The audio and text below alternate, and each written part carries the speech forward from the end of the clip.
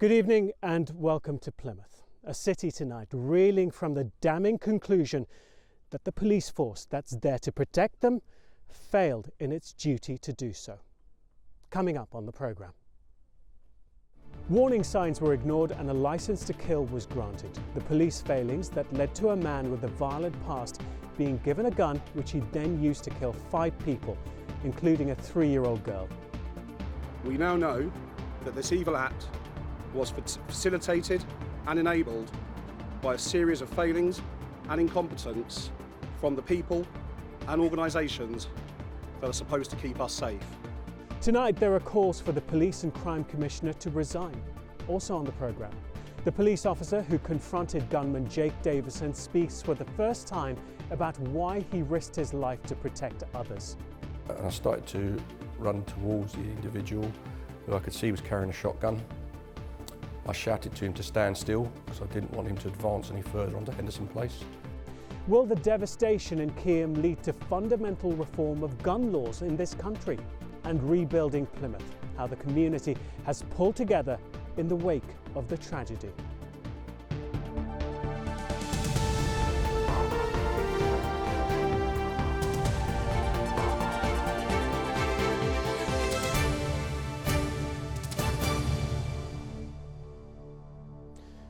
Good evening. It was a crime that shocked the country and forever changed how Plymouth sees itself and how it's seen from the outside. Jake Davison shot 7 innocent people, killing 5 of them, including a little girl on her way home with her dad. Well, today the fact he was allowed to have a gun in the first place was condemned by a coroner, as well as the victims' families. The impact of those 12 minutes of violence is etched across this city, in the minds of the people and in the memorials dedicated to those lost lives. Keyham is a community that has come together many times to remember those killed, but it is now a community, along with the rest of Plymouth, asking just how many chances were missed to stop the gunman. Tonight, we will investigate just exactly what happened this time on August the 12th in 2021. The failures that led to a man with a violent past being given a weapon twice, a weapon that he simply should not have had. But before we do that, let's hear the stories of the people whose lives were tragically taken, as told to the court by their loved ones. Maxine Davison, described by her children Josh and Zoe as quirky and eccentric, a lovely woman, well-meaning and kind, with a real love for life. They said she was aware that she was just a small drop in the vast ocean of the universe, but knew her brilliance within it. She was Jake Davison's mother. Lee Martin and his 3-year-old daughter Sophie. Lee's wife and Sophie's mother Becky described him as a happy, smiley, steady presence in the lives of all who knew him. He was the fun dad, utterly adored by both his children. Sophie, she said, was his princess, a typical redhead, always in charge, fierce and unwavering. She loved gymnastics, the film Frozen and her baby dolls. She was killed while pushing a teddy in her doll's pram down the road. Lee was found cradling her in his arms. Stephen Washington, a carer for his wife Sheila, he was, she said, a real family man who loved spending time with his grandchildren. An avid dog lover, he was walking his beloved pets Poppy and Drift when he was killed. Kate Shepherd, described by her family as a vibrantly courageous artist, a fiercely protective mother, a loyal wife and a kind friend. At the time of her death, she had just become a grandmother, something her family said had brought her tremendous joy. In a tribute read to the court, Kate's husband John said she would be greatly missed. I have, he said, made thousands of decisions in my life, but the best by far was marrying Kate. Tonight, the families of the victims have accused Devon and Cornwall Police of failing them, of closing ranks during the inquest, of failing to show regret and remorse for what they describe as catastrophic mistakes. In a statement following the conclusion, the family's solicitor said the time for an apology from the police had passed. They needed accountability, ownership, and most of all, change. We will never be able to understand or comprehend why Davidson did what he did. It was an act of pure evil. However, we now know that this evil act was facilitated and enabled by a series of failings and incompetence from the people and organisations that are supposed to keep us safe. The system has hopelessly failed us. Well, the jury in the inquest concluded today that the victims died as a result of serious and catastrophic failings in the police's firearms licensing unit. Sam Blackledge reports on the end of the hearing and how the events of Keyham could lead to wide-ranging changes. 12 minutes of violence, 5 lives taken and a gunman dead. A community shattered forever and a city united in sorrow. I was there when it happened. We was worried and upset and everything else because of the shooting. Especially finding the kid and the father right in front of our kitchen window. All the tents was out, helicopters, everything.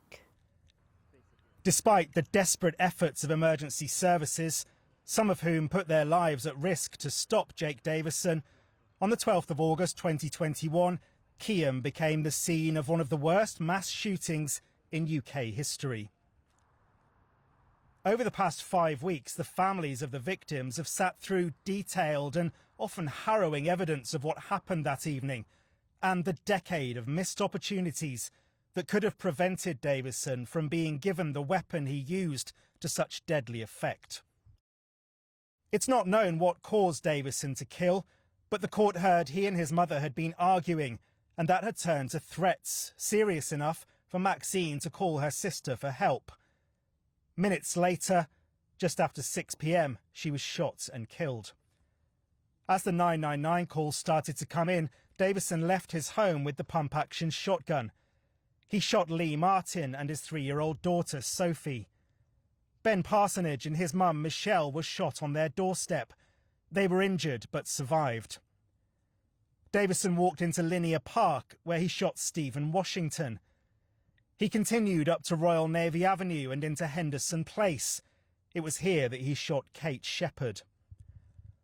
Unarmed police officers arrived, and minutes later Davison turned the gun on himself. Returning a conclusion of unlawful killing, the jury said given the absence of medical information and the known history of assaults, it was a serious failure to grant a licence to the perpetrator. They said the investigation into an assault in a park by Davison in 2020 and use of the Pathfinder scheme was wholly inadequate. The decision to return the shotgun and licence was fundamentally flawed. A lawyer representing the Martin, Washington and Shepherd families spoke outside court. The evidence that we have heard from Devon and Cornwall Police was that of a system that was a shambles from the top to the bottom. We now want seismic change and a complete overhaul of the firearms licensing system and legislation in England and Wales.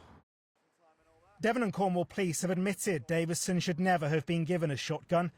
They've apologised to the families of the victims, but the inquest has exposed major concerns about how the force operates and who is ultimately responsible. The Police and Crime Commissioner is answerable to the public, and she's there to hold the force to account. She was put in place by the voters of Devon and Cornwall, so it's really a question that the voters of Devon and Cornwall need to ask themselves if they have faith in the Police and Crime Commissioner from here.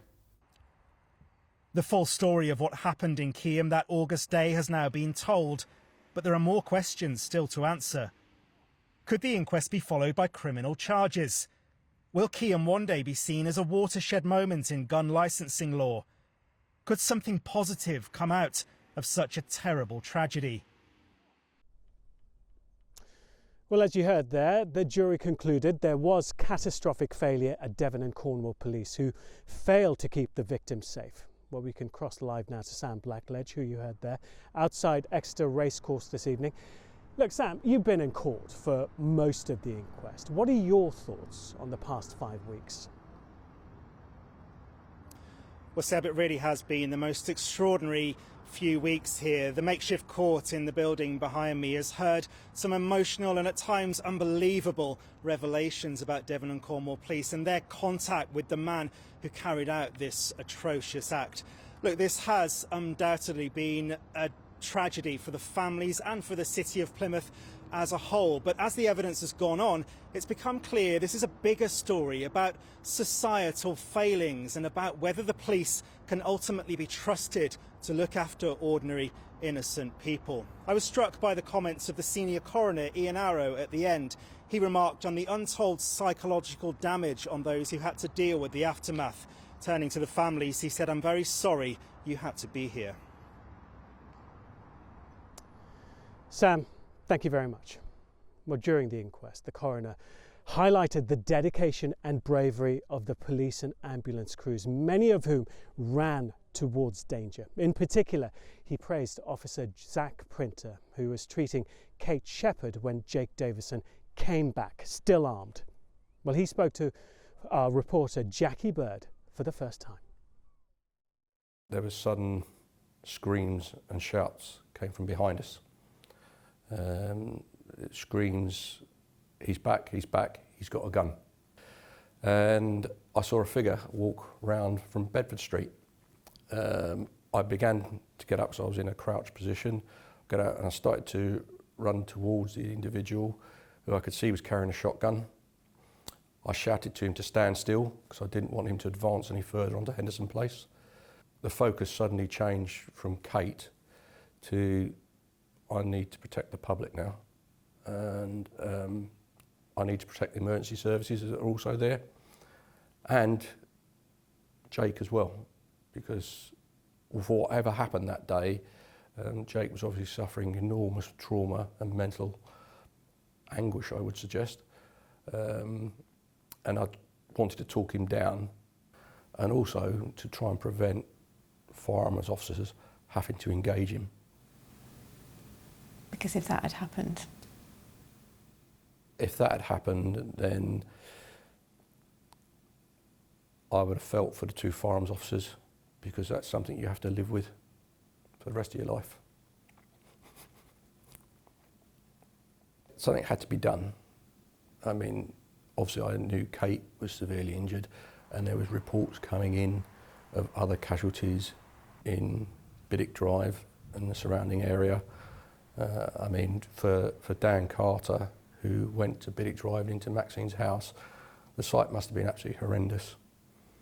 And for Jackie Smith, who went to the aid of Stephen Washington, what she was faced with, a young officer in service, must be really traumatic for them equally. But we worked as a team that day. We all played our individual parts, but the mission of that team is to safeguard communities and neighbourhoods.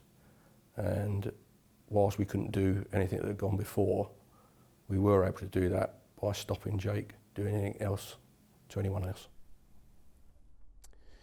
The recollections of PC Zach Printer speaking to Jackie Bird there. Well, Jackie is live at Devon and Cornwall Police Headquarters in Exeter for us this evening. Jackie, the bravery of officers that night has been praised, but let's face it, the force this evening is still facing intense criticism, isn't it? Absolutely, Seb. Some real serious questions tonight about how this was ever allowed to happen. The Independent Office for Police Conduct, the police watchdog, has launched a criminal investigation into whether there were any potential health and safety breaches by Devon and Cornwall Police, and a lot of the work that they've already done was used by the coroner in this inquest. Jake Davison had a history of anger and violence. The police were aware of this, and yet they gave him the licence for the gun he would eventually use to kill 5 innocent people. They even took it from him, but then returned it. Throughout the inquest, the jury has heard how red flags were missed and procedures ignored that could have stopped this ever from happening.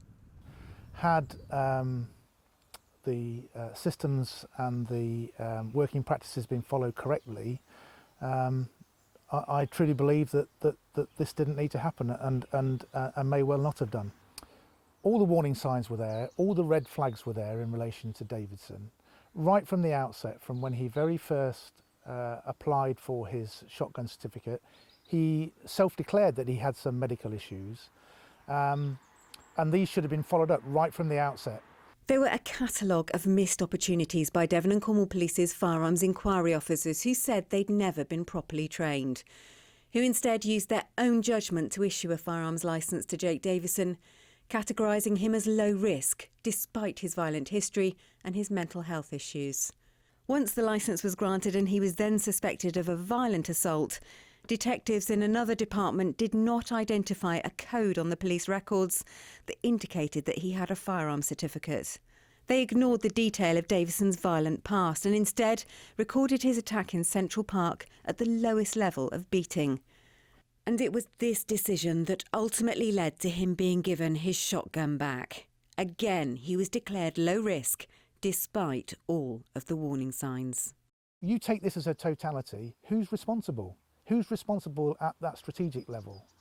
It's very easy, however justified, to focus on individuals at a junior level, but what about those who set the structure, who are responsible for making sure that Devon and Cornwall Police is an effective and efficient police service, who have to take responsibility where there are a catalogue of reports that show that the force is not in a good state? That has to lie at the door of the PCC. And in my view, she should resign.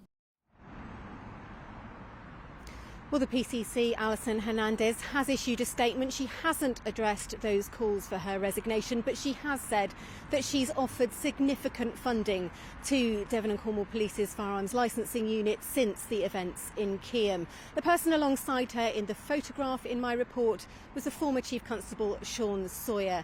He has since retired from the force, so can't be held accountable. That job falls to the new Chief Constable, Will Kerr. I spoke to him this afternoon. On behalf of Devon and Cornwall Police, I am deeply sorry for the loss of those families and for the feelings in my force that led to Jake Davison having a gun where he shouldn't have. What I hope to be able to do in some small part is to provide some assurance to those families and to the wider communities about what's different now compared to August 2021. I mean, we've heard about catastrophic failings within Devon and Cornwall Police. It's not just in this case. Devon and Cornwall Police is in special measures. It was investigated back in November last year, which was more than a year after the events in Keyham, and it was still found to be failing. What lessons have you learned?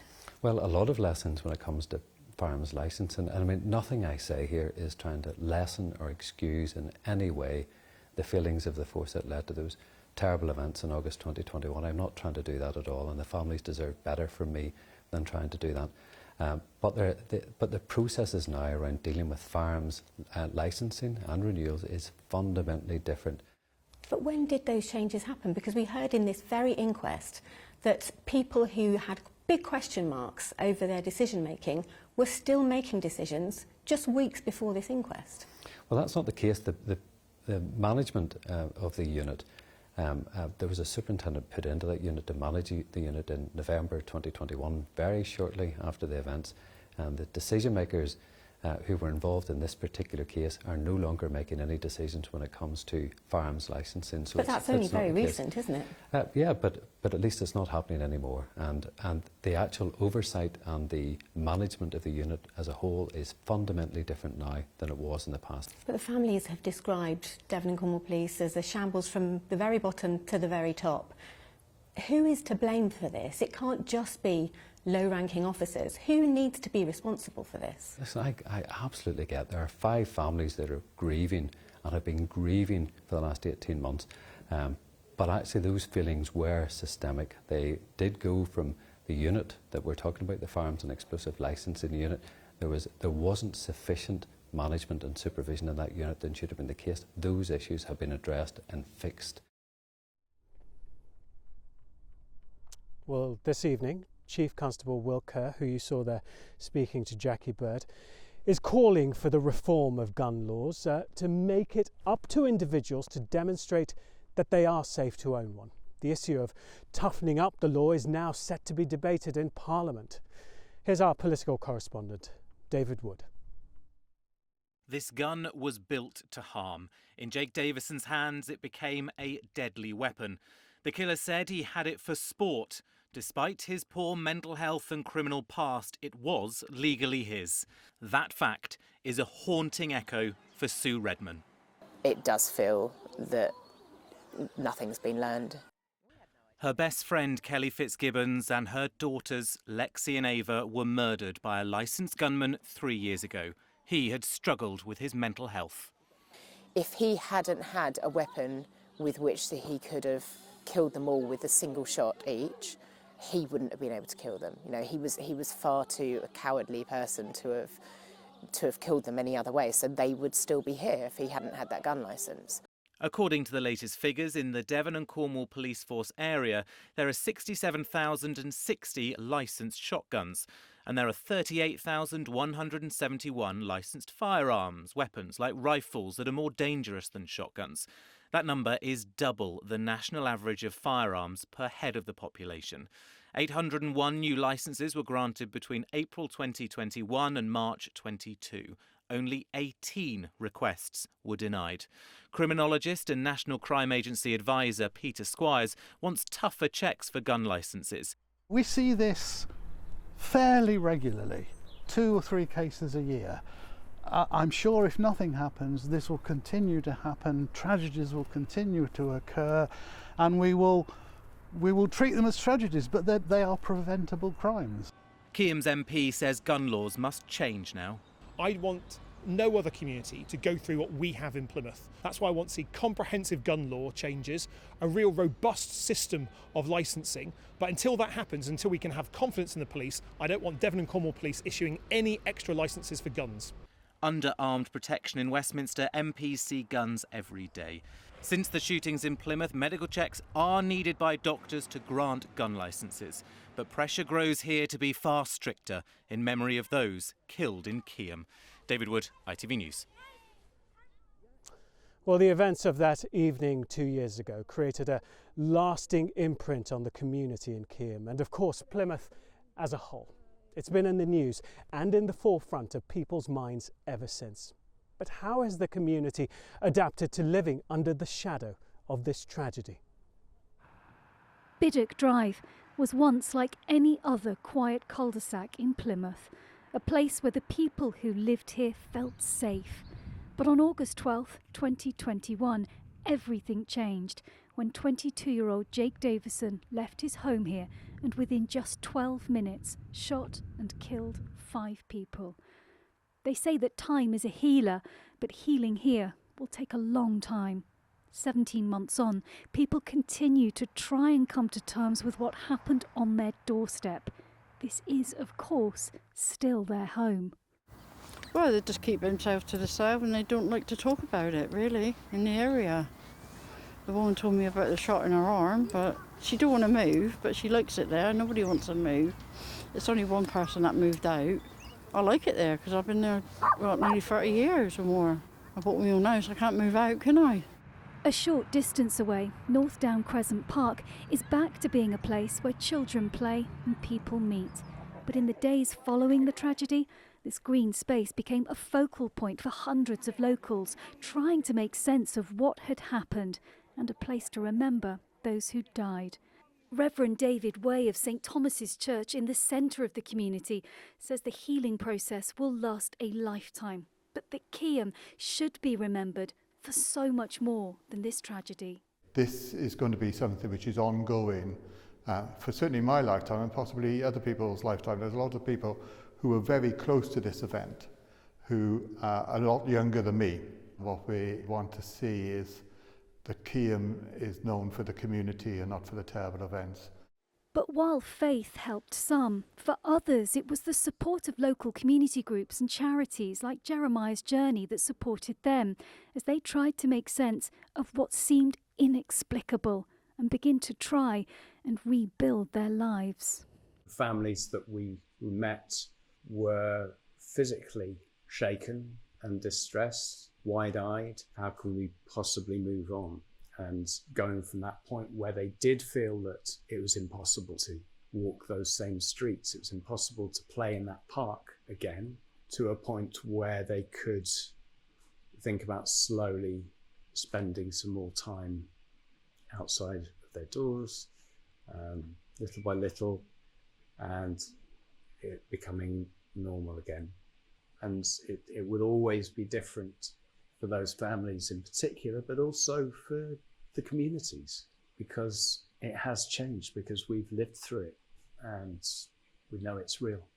On Henderson Place, where at the time of the tragedy hundreds of floral tributes were laid, life for everyone has in some way been forever altered. It's changed a lot around here since the actual tragedy.